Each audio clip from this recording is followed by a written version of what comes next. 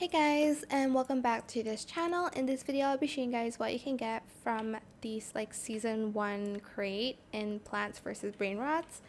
I do have the premium one. I don't know if there's a difference, but if you go to season here, you can purchase season 1 crate here and you can get these items: Gunyan seed, Queen lemon seed, Slasherini bananini seed, or Vala potato seed. Oh my gosh, I can't say those words. I'm so sorry.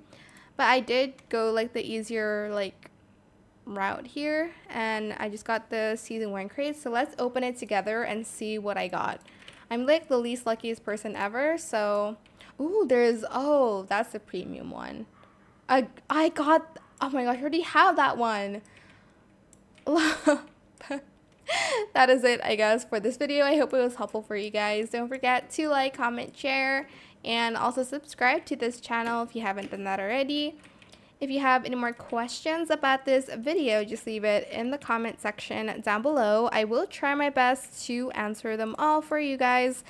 And if you found this video helpful, please click the thanks button as well. That is it for this video. Thank you so much for watching. Bye.